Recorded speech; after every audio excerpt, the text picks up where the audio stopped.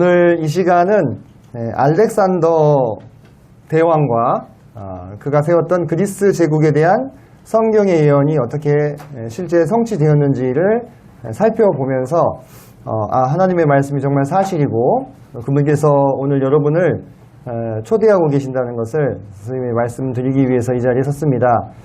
알렉산더 대왕 아나요? 혹시 뭐 세계사를 나는 배웠다?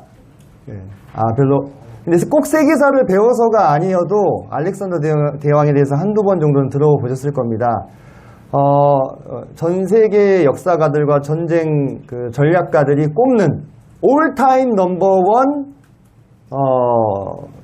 제왕이 있다면 누굴까? 알렉산더 대왕이죠. 누가 뽑더라도 세 손가락 안에 항상 드는 전무후무한, 이런 사자성어 자꾸 쓰면 안 되는데, 아주 뛰어난 그런 장군이자 왕인데 장군을 같이 했어요. 좀 신기한 양반인데, 이분에 대해서 과연 성경이 이야기하고 있느냐? 이 알렉산더 대왕의 존재에 대해서는 그 누구도 부정할 사람이 없습니다. 인류사에 절대로 지워질 수 없는 흔적을 남긴 사람인데, 그 사람에 대해서 성경이 미리 예언을 하고 있다면, 그 존재를 이야기하고 있다면, 이 성경은 과연 어떠한 책인가 우리가 다시 한번 생각해 볼 수 있지 않을까, 그런 생각이 듭니다. 어제도 하두열 선생님이 성경의 예언들에 대해서 좀 말씀을 해 주셨어요. 근데 성경은 당당하게 여러분들에게 이렇게 도전하고 있습니다. 뭐라고 도전하고 있냐면, 빨간색 글씨만 좀 볼게요. 너희는 확실한 증거를 보이라. 장차 당할 일을 우리에게 진술하라. 지금 하나님이 말씀하시는 거예요. 그럼 너희는 누구냐면, 너희는 그때 당시에 이스라엘 백성들이 섬기던 그런 무상들, 가짜 신들에게 하나님이 뭐라고 얘기하시냐면, 앞으로 될 일을 한번 맞춰봐라. 이렇게 얘기하시는 거예요. 여러분, 우리도 한번 체크 한번 해봅시다. 만약에 진짜 신이라면 미래를 알 수 있어야 돼요, 없어야 돼요? 당연히 알아야 되겠죠, 그죠? 우리는 미래를 알 수 있어요, 없어요? 우리는 모르죠, 사람이니까. 사람은 미래를 알 수가 없습니다. 그런데 진짜 신이라면 미래를 당연히 알고 자신이 계획하고 끌어갈 수 있는 힘이 있어야 진짜 신이다 우리가 이렇게 인정할 수 있을 거예요. 그래서 하나님께서 그렇게 도전하시는 거예요. 한번 미래를 이야기해봐라. 맞춰봐라. 그리하면 너희가 신들인 줄 우리가 알리라. 빨간색 글씨 두 번째. 그리하면 너희가 신들인 줄 우리가 알리라. 그렇죠.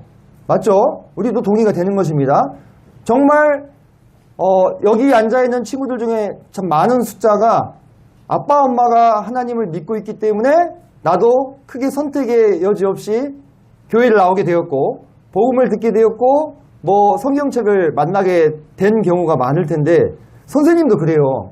선생님도 선생님의 아빠 엄마, 여러분으로 치면 할아버지 할머니뻘, 선생님의 아버지 어머니가 교회를 다니시는 분이었기 때문에 선생님도 태어나자마자부터 다른 선택지 없이 계속 교회를 나갈 수밖에 없었습니다. 그렇기 때문에 여러분들 마음 가운데 다니기는 다니지만 이게 진짜 사실인지 아니면 그냥 지어낸 이야기인지 그런 의구심이 한 번씩 들 때가 있을 거예요. 근데 선생님이 왜 지금 이 나이 먹기까지 여기 남아있을까요? 만약에 이 모든 일이 거짓이고 터무니없는 신화나 전설에 불과했다면 선생님 여기 있을까요? 그럴 리 없겠죠. 누가 선생님을 억지로 여기에 끌고 올 수 있겠습니까? 이제 다 큰 어른이 됐는데. 제가 만약에 학생이나 어린 아이라면 부모님이 저를 억지로 끌고 오시겠지만, 근데 저는 이제 컸고 제가 뭐 원하면 얼마든지 교회를 나가서 밖에서 제가 원하는 다른 것을 하면서 살 수도 있을 텐데 왜 여기 남아있을까? 이러한 여러 가지 성경의 근거들을 통해서 성경이 사실이구나. 지금 하나님이 도전하시잖아요. 그리하면 너희가 신들인 줄 우리가 알리라. 많은 증거와 사실과 성경 말씀을 통해서 하나님이 진짜 신이시구나. 이것을 알게 되었기 때문에 여기서 여러분에게 말씀을 전하는 데까지 지금 선생님이 살아가고 있다. 이렇게 말씀을 좀 드리고 싶어요. 그래서 이사야서 44장 7절에서는 될 일과 장차 올 일을 그들에게 알릴지어다. 어떻게 하나님이 알려주셨는지 우리가 지금부터 한번 살펴보려고 합니다. 자, 성경에 보면 다니엘이라는 사람이 나와요. 이 다니엘은 BC에 대해서 어제 배웠죠. BC 약 600년에서 530년 사이에 활동하신 분이에요. 그런데 그분이 활동하시면서 하나님을 통하여 장차 될 일에 대해서 아주 엄청난 예언을 받게 되었는데, 다니엘이 직접 받은 게 아니라 그때 당시 다니엘이 섬기던 느부갓네살이라는 왕이 있어요. 세계사에는 여러분들 네부카드네자르 2세라고 아마 나올 거예요. 느부갓네살이 안 나오고 그냥 그 발음을 우리나라 발음으로 이렇게 번역하면서 이렇게 음차한 거기 때문에 그렇게 참고를 하면 좋겠는데, 이 느부갓네살이라는 왕이 꿈을 꾸는데 자기가 꿈을 꿔놓고 꿈을 기억을 못해. 여러분도 그런 적 있죠? 그래서 궁금하잖아. 아침에 일어났는데 내가 어제 진짜 시달렸어. 막 뭔가 꿈에서 친구가 나를 쫓아왔는데 뭐 칼을 들고 막 근데 기억이 잘 안 나. 그러면 좀 궁금하고 알고 싶잖아요. 근데 알 수 있는 방법이 없으니까 에이 그냥 개꿈인가 하고 그냥 학교 가는데, 이분은 왕 중에 왕이었기 때문에 그때 당시에 최고의 권력자였기 때문에 내가 꾼 꿈이 뭔지 모르겠지만 알아내라. 이런 진짜 밑도 끝도 없는 말도 안 되는 이 명령을 내리신 거예요. 근데 그 명령을 내린 사람이 그냥 여기 앉아있는 친구들이면 그냥 꿀밤 한 대 때리고 그냥 무시해도 되는데, 말 한마디에 사람을 죽고 살리는 왕이니까 그때 당시에 이 꿈을 해석하는 사람들이 있었거든요. 이 사람들이 이제 쩔쩔 매는 거야. 왜? 꿈을 꾸신 분도 뭔지 몰라. 근데 그 꿈을 맞춰야 돼. 이거 사람이 할 수 있는 일입니까? 사람이 절대 할 수 없는 일이죠. 불가능한 일이에요. 근데 그 일을 다니엘이 하나님께 지혜를 받아가지고 이 왕에게 말씀을 해드린 것입니다. 방금 전에 들어서 알겠지만 이 일은 누구만 할 수 있다? 네. 하나님만 하실 수 있는 일을 다니엘을 시켜서 알려주신 거예요. 그래서 그 꿈에 보니까 커다란 신상이 나왔어. 커다란 신상이 나왔는데 이 신상에 의미가 있어요. 꿈을 우리가 해몽한다 하죠. 꿈을 풀어준다 하죠.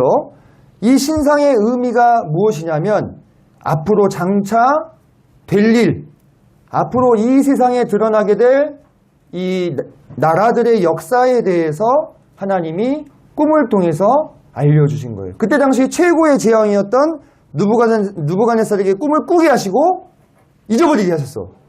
느부갓네살 왕이 막 너무 궁금해가지고 죽겠죠. 그 상황에서 다니엘이 짠 하고 나타나가지고 하나님의 도우심으로 꿈을 풀어주니까 이 느부갓네살 왕이 봤을 때 다니엘은 어떤 사람이에요? 보통 사람이 아닌 거야. 에? 나도 꾸고 잊어버린 꿈을 얘가 안 해? 이거 누구밖에 알려줄 수 없어. 이거는 하나님 진짜 신만 알려줄 수 있다. 이걸 알게 되어서 다니엘을 더 신뢰하게 된 거예요. 근데 거기 보니까 이렇게 나왔어요. 오직 은밀한 것을 나타내시리는 하늘에 계신 하나님이시라. 그가 느부갓네살 왕에게 후일에 될 일을 알게 하셨나이다. 그래서 이 후일에 될 일이 뭐냐면 그리스도의 왕국을 세울 때까지 미래의 세계사를 알려주신 거예요. 자, 그리스도의 왕국이 뭘까? 여러분, 이 세상과 우주를 지으신 분이 누구라고 들었어요? 하나님이라고 들었죠. 그러면 이 세상과 우주를 만드신 하나님께서 뚜렷한 어떤 목적을 가지시고 그분의 나라를 세우기 위해서 역사를 시작하신 거예요. 그러면 그 역사의 마지막에 드러나게 될 왕국이 어떤 왕국이냐면 하나님의 아들 예수 그리스도의 왕국을 세우는 일입니다. 그래서 그때까지는 계속해서 시간을 따라서 어떤 왕국들이, 다른 왕국들이 세워지기도 하고 사라지기도 하고 이렇게 되는 거예요. 그래서 이 금신상이 의미하고 있는 크게 4개의 나라가 있어요. 그 모두를 다 알아보면 좋겠지만 오늘은 특별히 아까 앞서 얘기한 것처럼 그리스라고 하는 알렉산더 대왕이 세운 나라에 대해서 좀 더 자세히 알아볼 거예요. 하나님이 바벨론, 페르시아, 그리스, 로마 이 제국들이 순차적으로 드러날 것을 예언하셨는데 그 중에 세 번째 나라인 그리스는 뭐라고 예언을 하셨냐면 셋째로 또 놋 같은 나라가 일어나서 온 세계를 다스릴 것이며 이렇게 말씀했습니다. 자, 무엇 같은 나라라고 했어요? 놋. 요즘에는 우리는 놋을 일상생활에서 잘 쓸 일이 별로 없죠. 네, 그런데 왜 놋 같은 나라라고 묘사를 하셨냐면 앞에서 보면 첫 번째 나라는 무엇에 비유하셨냐면 금, 두 번째 나라는 은, 그리고 세 번째 나라를 놋에 비유하신 거예요. 근데 이 금속들이 다 그 나라의 특징을 상징하고 있어요. 자, 그러면 왜 놋 같은 나라라고 했냐면 이 그리스의 알렉산더가 이끌던 이 보병은 놋으로 되어 있는 투구, 놋으로 되어 있는 방패, 놋으로 되어 있는 각반이 뭐냐면 이 정강이를 보호하는 거예요. 이런 무기들을 가지고 무장을 했어요. 다시 말해서 놋은 그리스를 상징하는 금속이었다. 이렇게 말할 수가 있어요. 그래서 이들이 지금 보는 것과 같이 촘촘히 남자들이 다 이렇게 촘촘히 이렇게 서는 거예요. 왼손에는 방패, 오른손에는 창. 뭐 3m에서 5m까지 이런 엄청나게 기다란 창을 들고 무슨 거북이 마냥 이렇게 딱 이걸 방진이라고 하는데 이 대열을 갖춰가지고 앞으로 한 걸음씩 나가면서 창으로 찌르는 거예요. 네, 창. 잘 보면 약간 고슴도치 같죠? 뒤에서 창을 이렇게 들고 있고 앞에서 창을 찌르는 거야. 그러면 여기로 막 다른 병사들이 이렇게 야 돌격 가다가 어떻게 돼? 여기 다 찔려. 여기 닿기도 전에 찔려. 그래가지고 다 어떻게 돼요? 죽어요. 죽으면 그 적군의 시체를 밟고 계속 앞으로 가는 거야. 이거를 팔랑크스 보병이라고 하는데 뭐 그런 것까지 기억할 필요는 없지만 고대 세계를 제패했던 엄청난 보병 전술이었습니다. 지금 우리가 옆에서 보니까 이렇지 앞에서 보면 이런 느낌이에요. 이렇게 무시무시한 아저씨들, 시커먼 아저씨들이 막 이렇게 창 들고 이렇게 다가온다고 생각해봐. 이 앞에서 버틸 수 있겠어요? 버틸 수 없다는 거야. 막 돌격했다가 도망가자 하고 다 도망가가지고 전 세계를 정복하는 그런 군대를 알렉산더가 이끌었다는 것입니다. 여기서 보이는 이런 방패라든지 이런 정강이 보호대, 투구 이런 게 다 놋으로 만들어졌기 때문에 놋과 같은 나라다 이렇게 이미 예언을 하신 거예요. 자, 그리고 온 세계를 다스린다 이렇게 했죠. 온 세계를 다스린다. 이때의 온 세계는 지금 우리가 알고 있는 그 5대양 6대조를 다 말하는 게 아니에요. 그러면 알렉산더가 북극도 정복하고 요즘에 그린란드 난리인데 남극도 가고 펭귄도 만나고 그랬을까? 그걸 얘기하는 게 아니라 이때 당시에는 지구가 그런 모습인지 알지도 못했어요. 그죠? 그래서 이때 당시에 온 세계라 하면 그때 당시에 알려져 있는 모든 문명세계 정복한다고 하는 것을 말하는데 이때 당시 알려진 문명세계는 유럽과 아시아와 아프리카 세 개 대륙에 걸쳐 있었습니다. 그래서 이 세 개 대륙에 걸친 대제국을 최초로 건설한 사람이 누구예요? 알렉산더예요. 그 앞에 있었던 바벨론이나 페르시아도 대제국이었지만 그들의 나라는 유럽까지 미치지는 못했어요. 근데 알렉산더는 출발점이 유럽이야. 유럽에서 아시아로 건너와가지고 아시아에 있는 거대한 제국을 정복한 거예요. 그리고 아프리카도. 그래서 인류 역사상 최초로 진정한 의미의 온 세계를 다스리는 나라를 만든 사람이 바로 알렉산더다. 이렇게 예언이 되어 있었어요. 자, 그러면 이 예언을 한 다니엘은 언제 사람이었다고요? BC 한 530년 600년에서 530년 BC는 시간이 거꾸로 가는 건 알죠? 그죠? 이때 당시 사람이에요. 근데 알렉산더는 언제 나타났냐면 여기 보니까 언제 나타났어요? 대충 몇 년 전? 200년 전. 여러분들 지금 여러분이 뭔가 예언했어. 지금 26년이죠?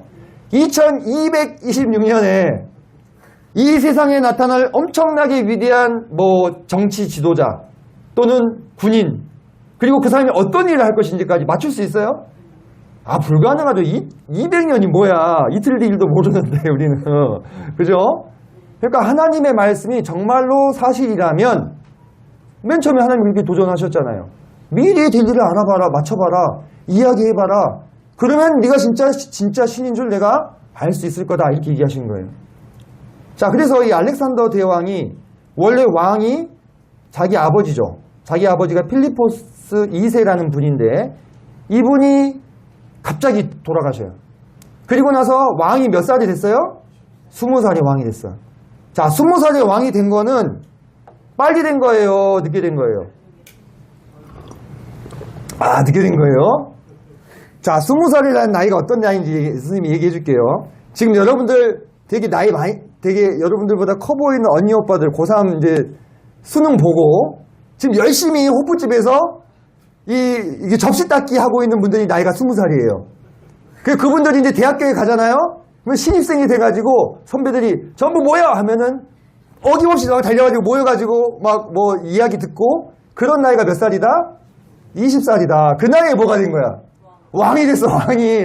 와, 나 왕이다. 나 20살 내 맘대로 해야지. 아르바이트 다녀도 되겠네. 이럴까요?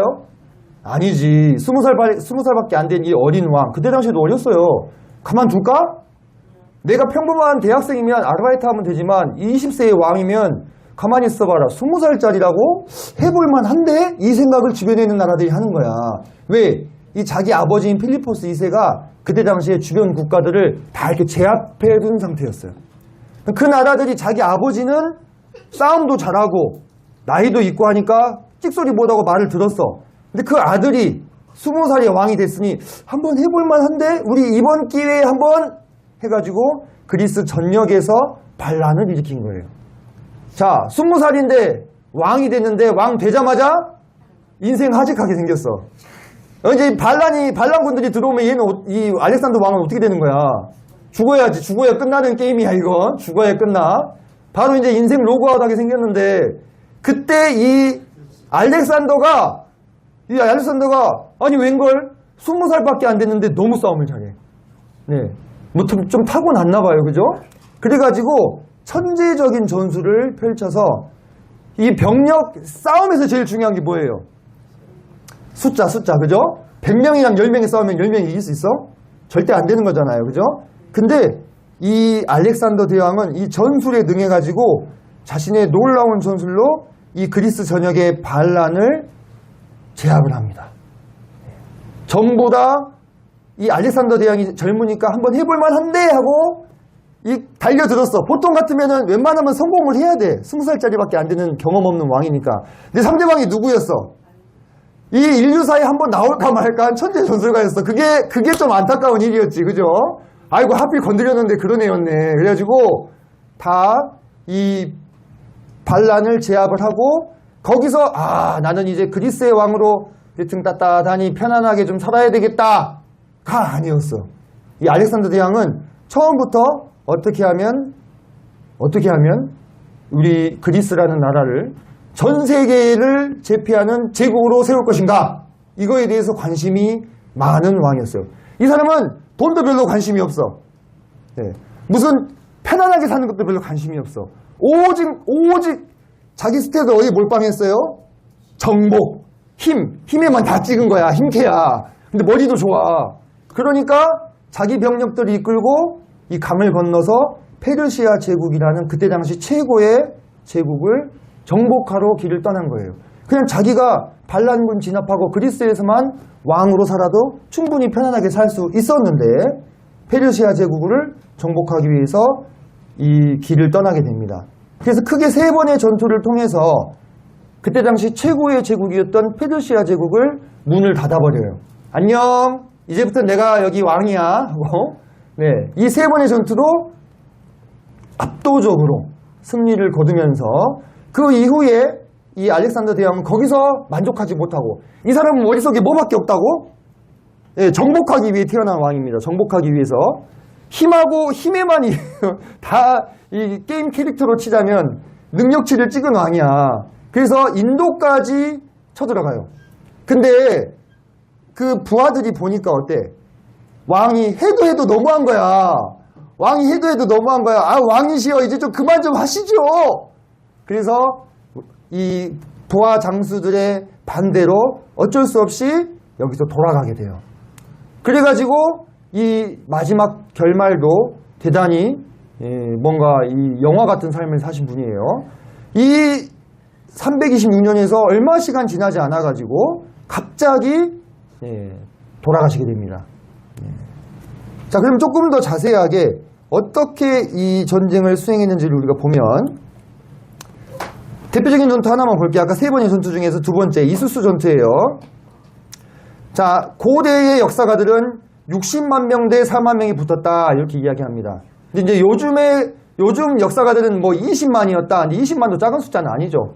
그죠? 20만이면 4만 명이 5배인데, 뭐 20만이 됐든 60만이 됐든 어마어마하게 많은 숫자의 군대와 이 알렉산더가 붙은 거예요.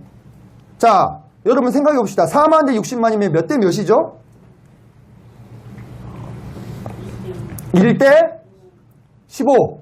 맞나요? 1대 15. 그러면 알렉산더 군인들은 몇 명 죽일 때까지는 죽으면 안 돼. 내가 15명을 내리고 나도 잠자리에서 죽어야만 비기는 거야. 4만 대 60만이라는 게 그런 거예요. 자, 1대 15면 여기 지금 남학생들이 대충 몇 명, 한 15명 되는 것 같은데, 강훈이 혼자 무기를 들고 뒤에는 남학생들이 다 덤벼가지고, 근데 강훈이가 이겨야 돼. 그리고 나도 죽어 마지막에. 그래야 비길 수 있는 숫자가 이 숫자다. 다시 말해서 상식적으로는 이길 수가 없는 숫자예요. 그러니까 당연히 그냥 정면으로 붙어서는 승산이 없어. 근데 그때 이 알렉산더 대왕이 어떤 짓을 하냐면, 여기 보이죠? 이 화살표 보여요? 이 파란색 화살표가 지금 이 그리스 군입니다. 이 알렉산더 대왕이 기병대를 이끌고 이 페르시아 군대를 뚫고, 왕은 보통 이렇게 가운데 숨어 있잖아요. 그죠? 여기 숨어 있잖아. 요렇게 들어온 거야. 그러니까 페르시아의 왕이 어땠을까? 쟤는 도대체 뭐 하는 녀석이지? 이런 생각이 드는 거야. 보통 왕은 뒤에서 싸움을 잘 하나 이렇게 안전한 곳에서 보고 있죠. 근데 알렉산더 대왕은 요렇게 쐐기형 방진으로 자기 군대를 딱 편성한 다음에 기병대를 어디에 서느냐? 여기 꼭지점 여기 서는 거야. 그것도 내가 왕이다 하고 황금색 이 갑옷하고 빨간색 이 깃털 달린 투구들과 앞에서 내가 왕이다 하고 달려가는 거야. 자, 여기다가 화살을 막 쏘면 어떻게 될까요? 제일 먼저 죽겠죠. 근데 자기가 죽을 줄 생각 안 한 것 같아. 그냥 여기 앞에 서가지고 이렇게 뚫고 들어가니까 이 뒤에 휘하 장수들이 왕이 맨 앞에서 뛰고 있는데 자기 도망갈 수 있어요? 왕이 맨 앞에서 뛰고 있잖아. 맨날 왕 꽁무니 말 엉덩이 보면서 뛴 거야. 이 부하 장수들은. 저 왕들 왜 저래 하면서 막 뚫고 같이 달려간 거예요. 그래가지고 이걸 뚫어가지고 이 페르시아 이 다리우스 3세를 이렇게 압박을 하니까 엄마야 하고 얘가 도망가는 거예요. 그럼 왕이 도망가면 나머지 군대는 어떻게 돼요? 목숨 걸고 싸울 필요 있나? 왕도 도망치는 판에 안 되겠다 하고 다 흩어지는 거지. 그래가지고 뭐 4만이 60만을 다 죽인 게 아니에요. 이 군대가 흩어져 버렸어. 그러면서 전설적인 승리를 거두게 됐다고 하는 것입니다. 근데 이 왕 제가 선생님이 지금 설명해 준 거 들어서 알겠지만 제정신이 아니죠? 그죠? 많이 죽을 뻔해요. 막 도끼도 맞고 막 여기 화살도 막 여기 허벅지에 맞고 근데 안 죽어. 도끼로 맞고 망치로 맞아도 안 죽어 하고 맨 앞에서 아니 이게 한 번 사람이 당하면 내 트라우마가 생길 법도 하잖아. 다음번엔 야 네가 가라 이렇게 해야 되는데 자기가 안 죽는다고 생각한 거지 맨날 앞에 서는 거예요. 그러니까 이 뒤에 있는 장군들 부하들이 죽겠지. 하지만 따라가야 되는 거야. 그래가지고 3번을 싸워서 이 페르시아 제국의 숨통을 끊게 되는 것입니다. 그라니쿠스 감전투, 이수스 전투, 가오가메나 전투. 이 싸움에서 승리하면서 여기 보세요. 원래 자기 이 영토는 요 정도였는데 여길 넘어와가지고 비교도 안 되는 어마어마한 대제국을 세우게 된 거예요. 그래서 이 제국에 대해서 미리 예언되기를 온 세계를 다스릴 것이다. 유럽과 아프리카와 아시아에 달하는 엄청난 대제국을 건설하게 될 거다라고 몇 년 전에? 무려 200년 전에 하나님께서 예언을 하신 거예요. 그리고 그때가 되어서 비로소 알렉산더 대왕이 역사에 나타나가지고 그 예언을 어떻게 됩니까? 이루게 된 거다. 근데 여러분 이게 성경에 한 번만 나오면 이게 하나님 믿는다는 사람들이 이거 짜맞춘 거 아니야? 라고 얘기하실 수 있잖아요. 그죠? 짜맞춘 거 아니야? 근데 알렉산더 대왕은 이 세상에 모르는 사람이 없는 유명한 사람이고 모두가 인정하는 위협을 달성한 사람이에요. 그 왕에 대해서 당연히 성경이 한 번만 예언하진 않았겠지. 중요하니까. 그죠? 중요하니까 여러 번 예언을 하신 거예요. 다음 예언을 보겠습니다. 자, 아까는 2장이었는데 이제 7장으로 왔네요. 자, 7장에 보면 네 날개에 달린 표범의 환상이 나와요. 여기서 하나님께서 장차 될 역사가 중요하기 때문에 그 역사에 대해서 한 번 더 다른 모양으로 예언을 해주십니다. 아까 그 느부갓네살 왕은 이런 금신상을 꿈을 꿨죠. 근데 이번엔 다니엘이 직접 환상을 이렇게 보는데 그 환상 속에서 4마리의 동물들이 등장을 해요. 사자, 곰, 표범, 그리고 어떤 동물이다 특정하진 않았지만 묘사한 걸 보면은 꼭 티라노사우루스 같은 공룡 같은 그러한 묘사로 나오는 크고 무서운 짐승이 있어요. 이렇게 4 짐승은 똑같이 또 뭘 상징하냐면 그 제국들을 상징하는 거예요. 그 뒤에 일어날 제국들, 하나님의 그리스도의 나라가 나타나기 전에 일어날 제국. 근데 이제 우리는 오늘 그리스에 대해서만 볼 것이니까 그리스는 무엇으로 지금 나타났습니까? 표범으로 나타났어요. 표범. 표범 알아요? 네, 표범 알죠? 자, 어떻게 지금 예언이 나오냐면 그 후에 내가 또 본즉 다른 짐승 곧 표범과 같은 것이 있는데 그 등에는 뭐가 있어요? 새 날개 4이 있대요. 그러니까 표범은 표범인데 이 세상에 있는 표범은 아니네요. 아, 표범이 날개까지 있으면 너무 끔찍하겠다, 그죠? 자, 그 짐승에게는 또 뭐가 있어? 머리도 4개가 있어. 방사능을 좀 쬐었나? 머리가 4개가 있어. 그래가지고 권세를 받았대요. 이런 약간 신화 속에, 환상 속에 등장할 법한 이런 이 짐승이 나타난 거예요. 꿈속이니까 가능할 거 아니에요, 그죠? 꿈속이니까. 자, 표범의 특징은 무엇이냐? 엄청난 순발력. 이 표범이 이렇게 나무가 있잖아요. 그러면 표범이 나무를 어때요? 잘 타죠? 나무에서 나무로 폴짝폴짝 뛰어다녀. 나무에서 원숭이보다 나무를 잘 타. 믿어져요? 그래서 원숭이를 잡아먹잖아, 나무에서. 그런 게 뭐다? 표범이다. 순간적으로 힘을 빡 줘가지고 튀어오르는 거예요. 이런 순발력이 이 제국을 상징하는 특징이었다라는 것입니다. 그래서 이 세계 대륙을 정복할 때 시간이 얼마 걸리지 않습니다. 네. 그래서 거기에다가 뭘 달았어요? 날개까지 달았잖아. 얘는 얼마나 빠르다는 얘기야? 신속하게 세계를 정복하는 이 그리스 제국의 모습을 나타내주고 있는 거다. 그리고 여기 보면 머리가 4개. 이것은 알렉산더가 죽고 난 다음에 그 그리스 제국이 어마어마하게 컸던 제국이 4개로 나눠지는 것을 상징하고 있는 거예요. 머리라고 하면 통치를 말하는 거잖아요. 그죠? 그게 통치하는 곳이 4곳이 돼버린 거야. 그러니까 나라가 4개로 나눠진 것이죠. 자, 선생님이 여러분들 이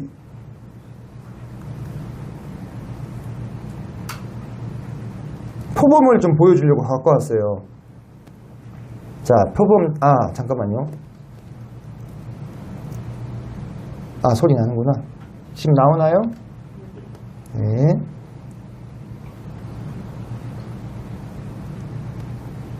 여기 이거 표범이에요, 표범.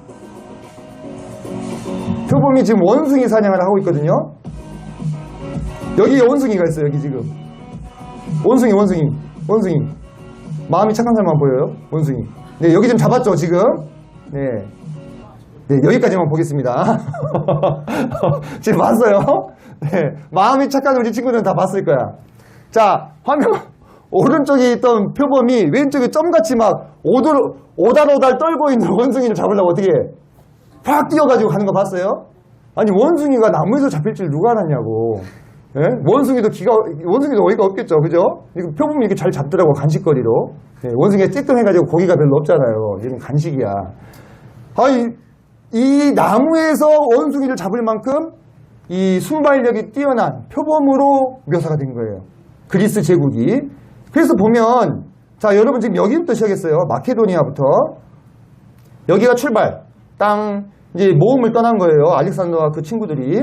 그래가지고, 갔던 이 길을 한번 보세요. 이집트 잠깐 들려가지고, 이집트 한번 그냥 가볍게 그냥 정복해주고, 그래도 명색이 이집트도 대제국이었는데, 그죠?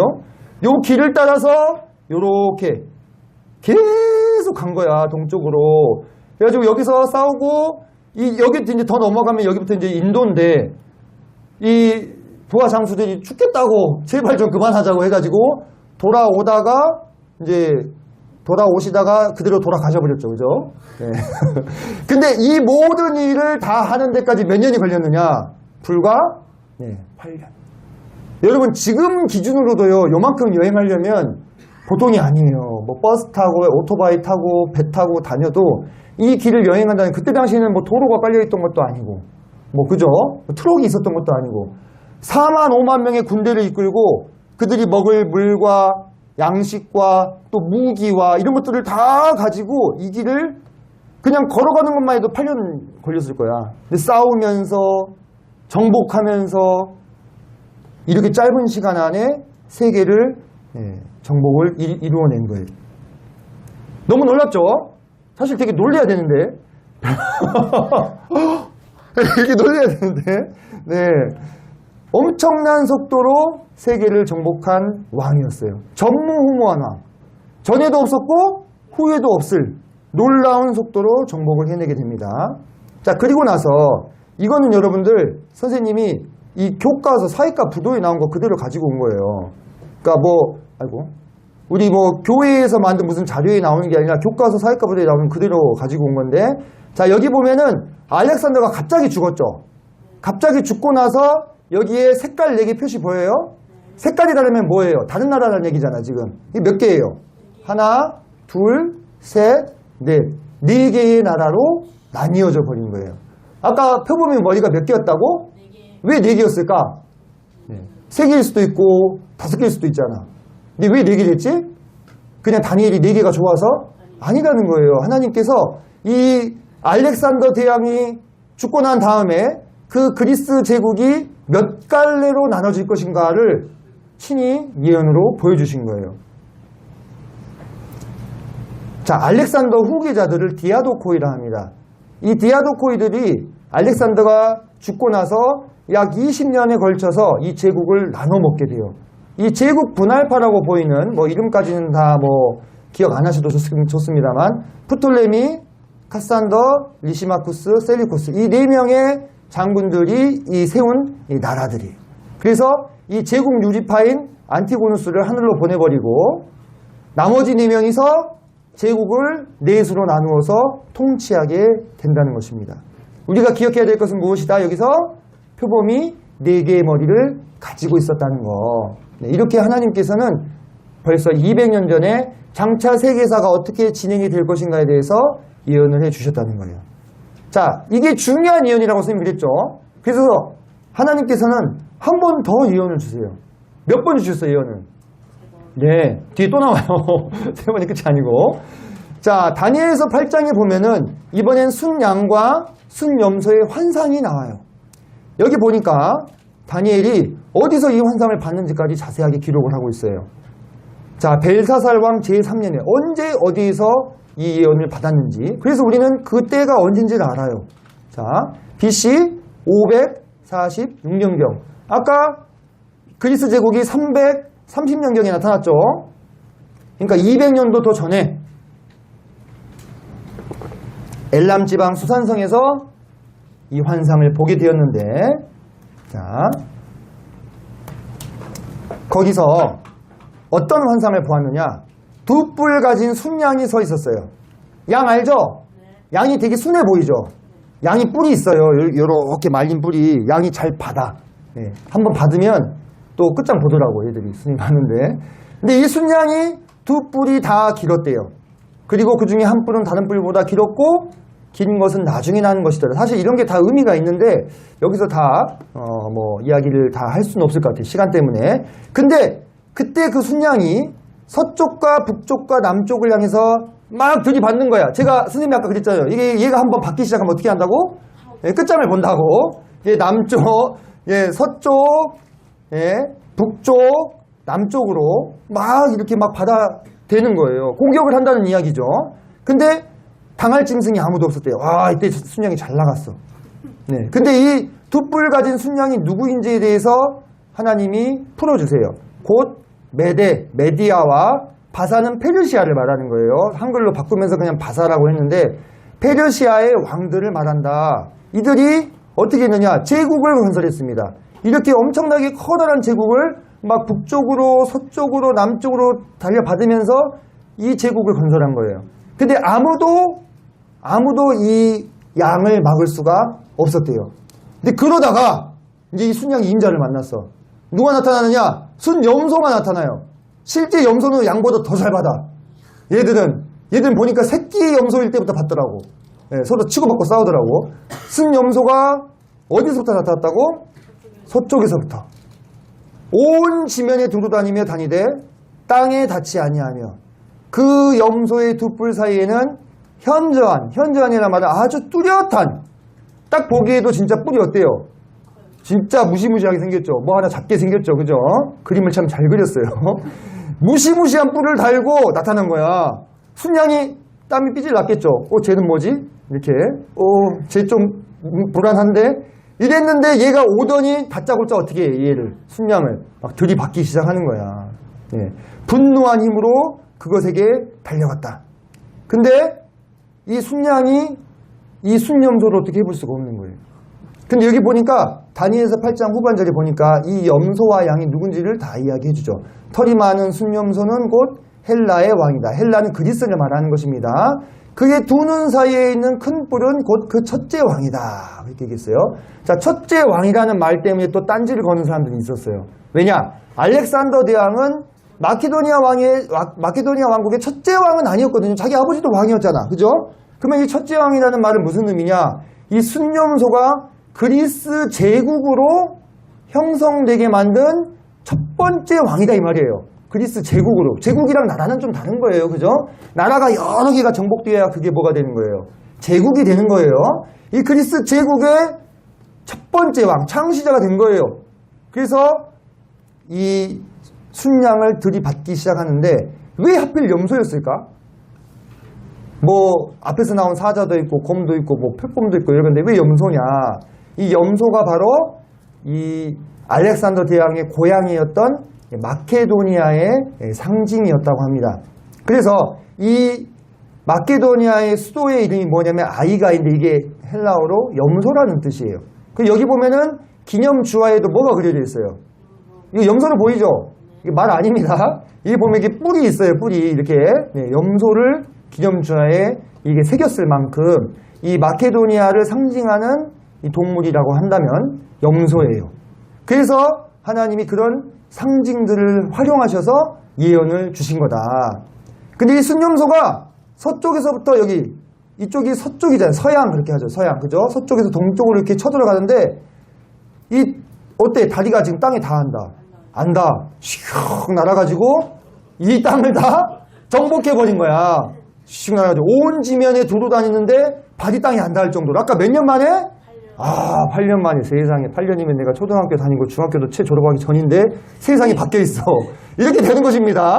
네, 이렇게 날아다니면서 이 세계를 정복하게 됐다고 하는 것입니다. 그래서 가서 그 순양을 쳐서 그 두 뿔을 꺾으나 순양에게는 그것을 대적할 힘이 없으므로 순양을 땅에 엎드려뜨리고 짓밟았으나 순양을 그 손에서 벗어나게 할 자가 없었더라. 그냥 받쳐가지고 꽤 죽은 거예요. 아까 3번의 전투가 있었잖아요. 그때 페르시아군이 막 60만 명 막 마지막에 가오가멜라 전투에서는 막 100만 명을 모았다는 얘기도 있어요. 기록이. 근데 돼 안 돼. 싸움이 안 돼.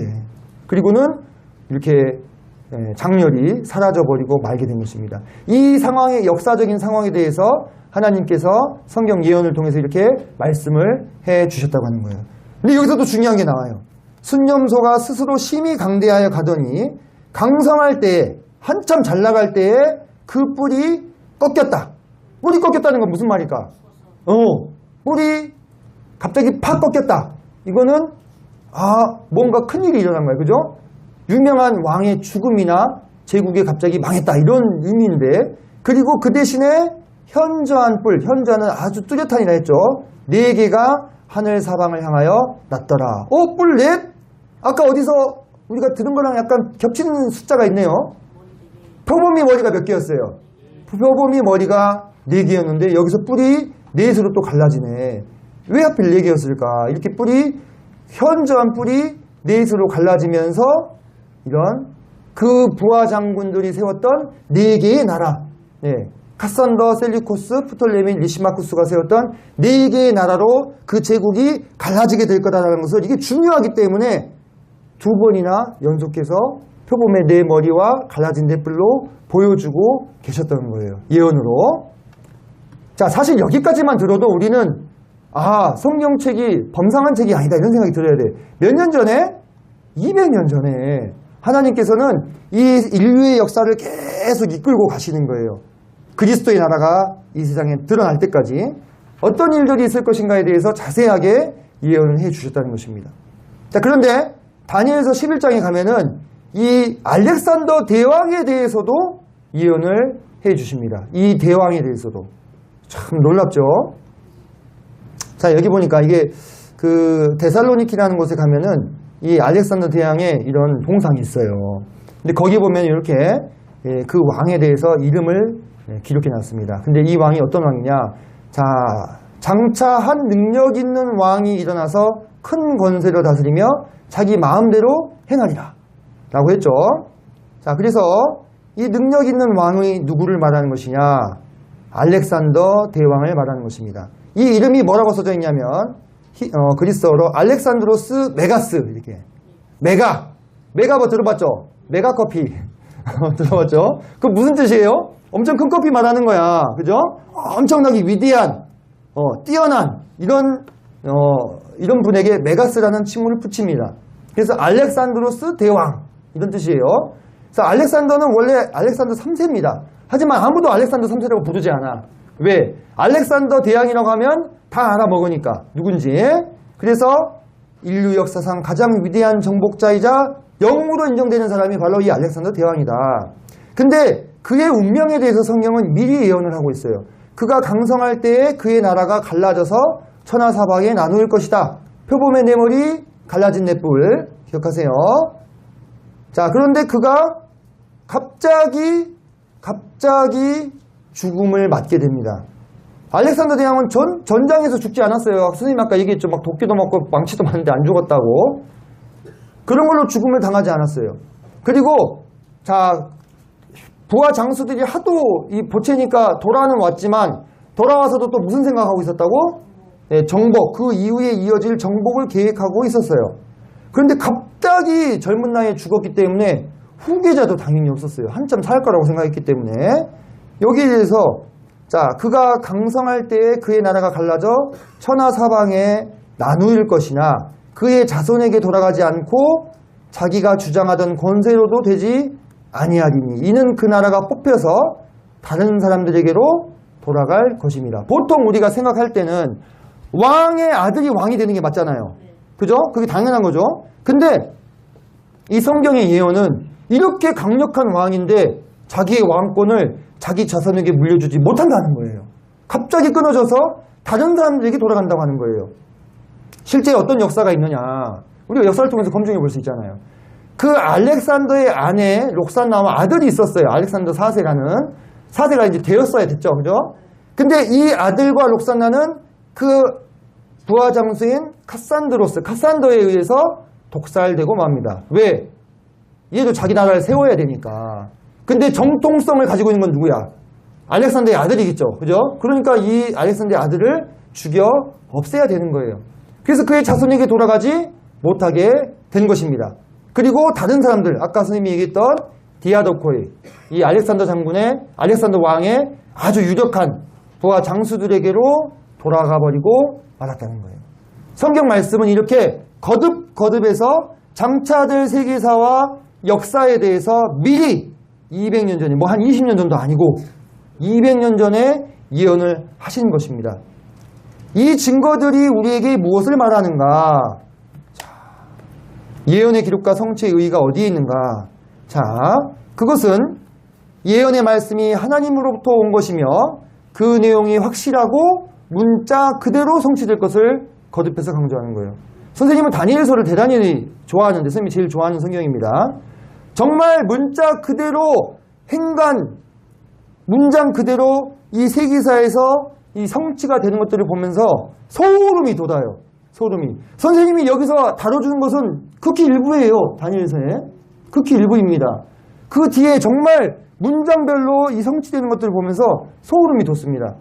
여러분이 하나님이 이렇게까지 확실하게 알려주셨는데도 안 믿으면 누구 책임이야 이제? 네, 내 책임이 되는 거예요. 자, 미래에 관해 예언의 성경에 기록됐다는 것은 사전에 이 일들이 하나님을 통해서 이미 계획이 되어 있다는 증거입니다. 그리고 이 세상은 자기 마음대로 그냥 우연히 그냥 흘러가는 것이 아니라 하나님의 계획과 질서와 통제 속에 있다는 것을 우리에게 보여주고 있습니다. 결론적으로 이 하나님의 말씀이 1.1획도 벗어남없이 그대로 성취됨을 통해서 오직 하나님만이 진정한 신이시며 전능하신 분이 되심을 우리에게 증거해 주는 거예요. 선생님 여러분에게 힘주어 말할 수 있습니다. 선생님도 똑같은 입장이라 했잖아요. 아버지 어머니가 교회 다녔기 때문에 선생님도 그냥 따라다녔어요 처음에는. 근데 다니면서 말씀을 듣고 이 증거들을 만나면서 아 이거는 이제 아빠 엄마가 믿어서 내가 믿는 게 아니라 내가 마음 가운데 확신하고 믿을 수 있는 하나님은 정말로 신뢰할 수 있는 그러한 분이시구나. 이것을 선생님 마음 가운데 확신하게 되었어요. 그래서 누구도 선생님을 억지로 교회에 데려올 수 없는 나이가 되었지만 지금 교회에 남아서 하나님을 섬기고 또 선생님 이후에 태어난 여러분들에게 비슷한 이 경험을 하고 있을 여러분들에게 이렇게 증언하고 있는 것입니다. 자, 여기는 넘어가도록 하겠습니다. 자, 선생님 여러분에게 한번 물어보고 싶습니다. 여러분은 하나님을 만날 준비가 되어 있습니까? 하나님이 정말로 진정한 신이시고 이 세상의 역사를 주관하시고 또 우주와 천지 만물을 창조하신 분이시라면 여러분들 반드시 언젠가 이 하나님을 만나게 될 날이 찾아올 거예요. 아주 먼 미래가 되겠지만 선생님 그렇게 되길 바라지만 가까운 미래라면 빨리 죽어야 된다는 이야기잖아요. 그죠? 정말 미래가 되겠지만 여러분이 그때 언젠가 반드시 하나님을 만나게 됐을 때 그 앞에서 여러분이 하나님과 어떤 관계를 맺었는지 그 아들과 어떤 관계인지 그 아들 예수 그리스도를 믿었는지 여러분이 구원을 받은 사람인지에 대해서 하나님이 묻게 되실 것입니다. 그날에 여러분이 하나님을 만날 준비를 지금 하시기를 바랍니다. 자, 이상으로 오늘 첫 번째 강의 시간 마치도록 하겠습니다. 감사합니다.